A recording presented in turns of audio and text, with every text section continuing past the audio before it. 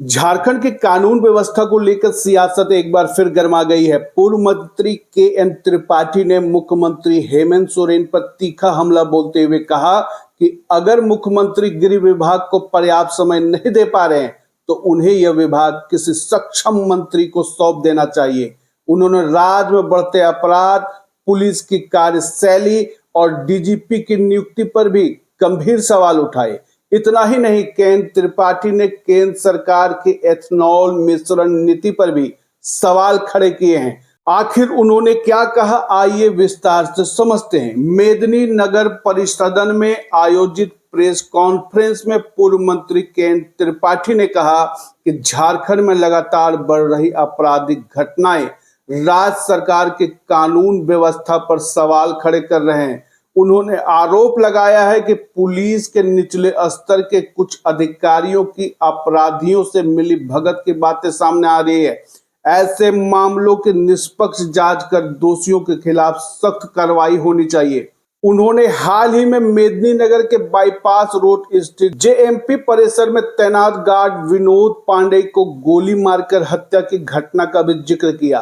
K. N.. Tripathi ने कहा कि इस तरह की घटनाएं बताती हैं कि अपराधियों का मनोबल बढ़ा हुआ है। उन्होंने पुलिस मुख्यालय से ऐसे मामलों की निगरानी करने और अपराधियों से साठगांठ रखने वाले अधिकारियों के खिलाफ कार्रवाई की मांग की है। ये देश के लिए बहुत ही गंभीर विषय है। इस विषय पर मैं भाजपा से मांग करता हूं कि आप इसको तुरंत रोकें। जो साइंटिफिक स्टडी इसमें हुई है उसको वापस लाएं। यदि उसके लिए कोई किट लगानी है गाड़ियों में, उसके इंजन को बदलने के लिए, तो आपके नेता लाखों करोड़ रुपए इथेनॉल, पेट्रोल और डीजल के दाम में बेच के कमा रहे हैं। वो किट खरीद करके देशवासियों के इंजन में लगाएं ताकि उसका जो इंजन डीजल और पेट्रोल के लिए आया है वो इथेनॉल में परिवर्तित हो सके। जो देशवासियों को आप अकेले, आपके नेता लाखों करोड़ रुपए कमा रहे हैं और जनता के, गरीब जनता के, मध्यम वर्गीय जनता के पॉकेट से पैसा जा रहा है, आप वह पैसा जनता के पॉकेट में डालें। इथेनॉल का कीमत, यह इथेनॉल गन्ना से बनता है। जो उसका बचा खुचा जो गन्ना का निकलने के बाद ईख का जो बचता है उससे बनता है। तो उस जहां 20 रुपए की कीमत होती है पर लीटर बनाने का, आप 20 रुपए में निकाल के देश की जनता को 101 रुपए में बेच रहे हैं पेट्रोल और डीजल के साथ मिला करके। तो देश के साथ घोर अन्याय हो रहा है, देश की जनता के साथ घोर अन्याय हो रहा है। तो मैं देश के भारतीय जनता पार्टी से मांग करता हूं कि इस तरह नहीं चलेगा, नहीं तो देश में बृहत आंदोलन का रूप यह ले लेगा। तो मैं मांग करता हूं कि तुरंत व्हाइट पेपर लाएं दो चीजों पर कि इसका साइंटिफिक क्या आधार है, किस आधार से आपने डीजल और पेट्रोल बने हुए इंजन में इथेनॉल आप डाल दिए। दूसरा, भाजपा के लोगों की कितनी फैक्ट्रियां हैं और एक दिन में कई लाख करोड़ रुपए का इथेनॉल, पेट्रोल और डीजल के रूप में बेच रहे हैं।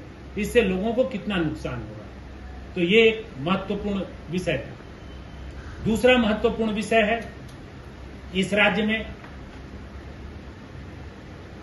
पलामू में पिछले 2 दिनों में 2 हत्याएं हुई। एक हत्या में पुलिस के निचले स्तर के पदाधिकारियों की सम्मिलितता की बात आ रही है और कल अपराधियों ने विनोद पांडे नाम की व्यक्ति को गोली मारी है। ये दोनों चीजें, ये लोग डायरेक्ट पुलिस मुख्यालय रांची के संपर्क में हैं। जो पुलिस पदाधिकारी थाने में या दूसरे में जो सम्मिलित हैं, ये डायरेक्ट पुलिस मुख्यालय रांची से संपर्क में। और इसका मुख्य कारण है, पहले जो डीजीपी थे वो भी रिटायर होने के बाद डीजीपी बने थे, अनुराग गुप्ता, जिनके संबंध अपराधियों से थे। ये जग जाहिर हो गया। अभी की डीजीपी भी रिटायर होने के बाद डीजीपी हैं। तो ये जानते हैं कि ये सरकार के रहमो करम पर है। इसलिए लॉ एंड ऑर्डर को मजबूती में रीइंफोर्स्ड नहीं कर पा रही, जिसका कारण है कि प्रतिदिन एक वैल्यूएबल जान हमारे भाइयों का, हमारे बच्चों का हम गंवा रहे हैं और इस पे हाथ रख करके नहीं बैठ सकते। मैं माननीय मुख्यमंत्री जी से भी मांग करता हूं कि मुझे लग रहा है कि आप ज्यादा व्यस्त हैं, कभी दिल्ली कभी कहीं, आपको कई कार्यों में लेना पड़ रहा है। गृह विभाग पिछले इस सरकार बनने के बाद 1.5 सालों में एक जिला में हमने 100 से अधिक जाने गंवा दी अपराधियों के द्वारा। तो यदि यह विभाग आपके पास समय नहीं है तो किसी सक्षम मंत्री को दे दीजिए जो गृह विभाग संभाले। आपके कैबिनेट में एक से एक सक्षम मंत्री हैं, आप किसी सक्षम मंत्री को दीजिए जो ये संभाले और पूर्णकालिक डीजीपी की आप नियुक्ति करें। और नहीं तो हम लोग तो पार्टी के लोग हैं, हम कोई विधानसभा में नहीं है या कोई लोकसभा और राज्यसभा में नहीं है। हम पार्टी के प्रति उत्तरदायी हैं, हम जनता के प्रति उत्तरदायी हैं। हम फिर इसके बाद आपके सरकार के खिलाफ लॉ एंड ऑर्डर इशू पर हम आंदोलन के लिए बाध्य हो जाएंगे। इसलिए मैं आपसे मांग करता हूं कि फुल टाइम डीजीपी दें, जो सर्विंग डीजीपी है उसको दें और इन इश्यूज को यदि आपके पास समय नहीं है तो जिसके पास समय है किसी सक्षम मंत्री को इस कार्य को दें, क्योंकि इतनी हत्याएं पलामू में यह असहनीय है। पलामू के लोगों के लिए हम लोग बर्दाश्त नहीं कर सकते। और यह हत्या जो परसों हुई है इसमें पुलिस ने लोगों को उठाया था, तो पुलिस के कौन थाना है, कौन दरोगा है, कौन सिपाही है, ये सब डायरेक्ट आपके रिटायर्ड डीजीपी के संपर्क में है। तो इन चीजों को देखें और इस पर त्वरित कार्रवाई करें। इसकी जांच मैं मांग करता हूं कि इसकी जांच पुलिस मुख्यालय रांची से कराए ताकि पता चले, सरकार जांच कराए ताकि पता चले कि ये कौन पुलिस के अफसर हैं जो डायरेक्ट पुलिस मुख्यालय के निर्देश पर एक गलत कार्य कर रहे हैं। धन्यवाद।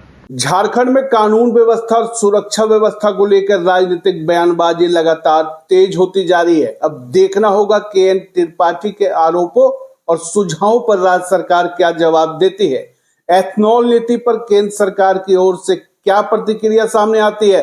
फिलहाल इतना तय है कि इन मुद्दों ने एक बार फिर राजनीतिक बहस को गर्म कर दिया है। लाइव लगातार के वीडियो को लाइक करें, सब्सक्राइब करें और बेल आइकॉन को दबाना न भूलें।